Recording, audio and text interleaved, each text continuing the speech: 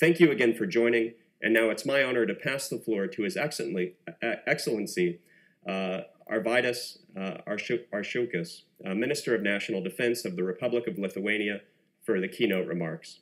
The Minister is a deep expert on the subjects we'll discuss today, as an accomplished scholar and historian, and now as Minister in the Lithuanian government. Mr. Minister, the floor is yours.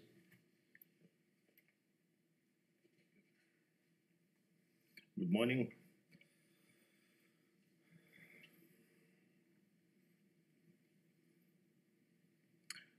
I recall speaking here a year ago. At the time, the battle for Kiev was over, but Ukraine was still fighting for survival. NATO was preparing for the Madrid summit that started its fundamental changes. 1 year has passed.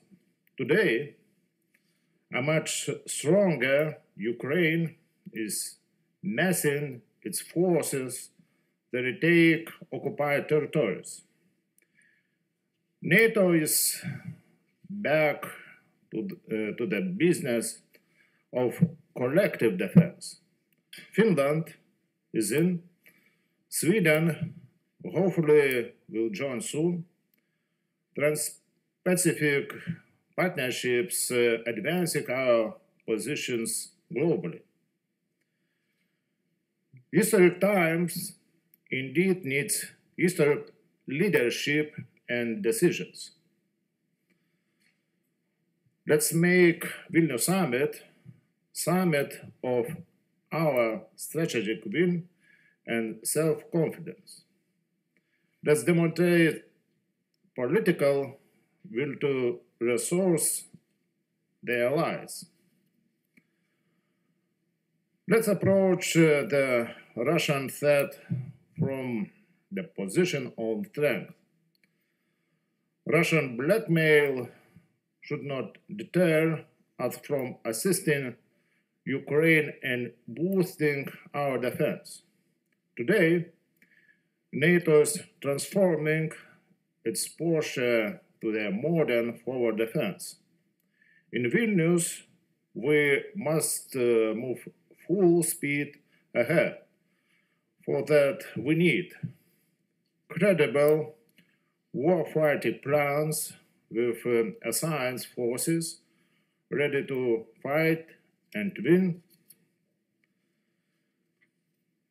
secure European sky with more air defense assets on the eastern part of the alliance, ambitious defense investment with 2% of GDP at the minimum.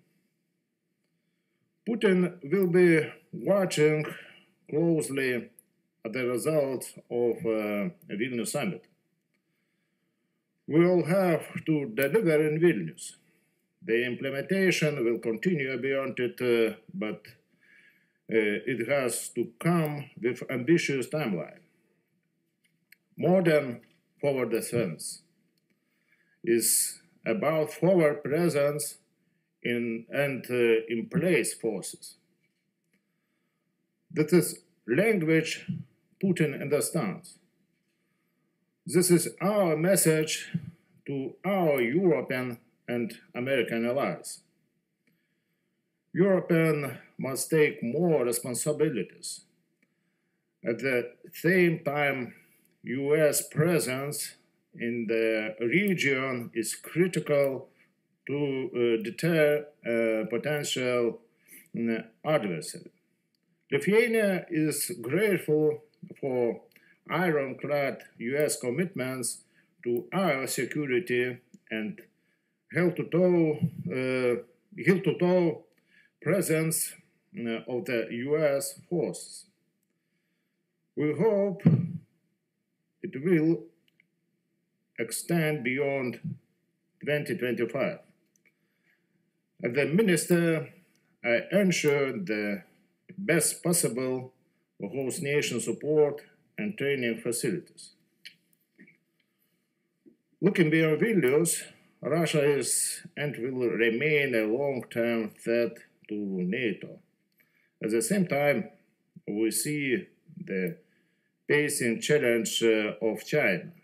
Security is a top priority for Lithuania, and we invest in it heavily. We invest into our military, our partnerships, and our capabilities to deal with emerging threats. We spend 2.5% of GDP on our defense to increase the firepower, maneuver, and lethality. We understand how security of our region interconnects to security in other parts of the world. Therefore, we build strong relations with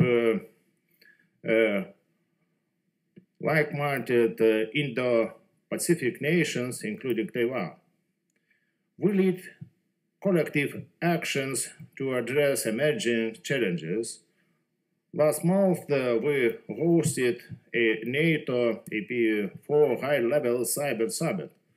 We hope it will feed into stronger cooperation to tackle for cyber threat. Euro-Atlantic area is not a peace. We can only return to a peacetime by helping Ukraine win. I highly appreciate the US leadership in mobilizing the nation to support Ukraine.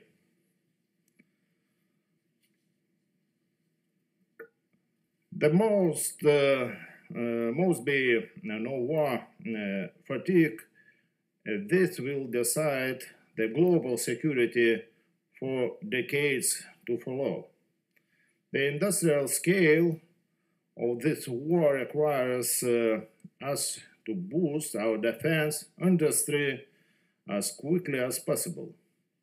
We need this for ourselves to replenish the stocks, but also to ensure continuous support to Ukraine. Multi-year, multinational contracts are the only clear demand signal to industry. Besides practical support, we should recognize that Ukraine belongs to the Euro-Atlantic security community.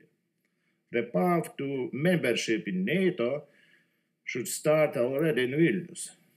I am sure Vilnius summit will be a success. With our resolve, we can make it historic. I want to thank the Atlantic Council for our rewarding cooperation. That I wish everyone a productive discussion today. Thank you.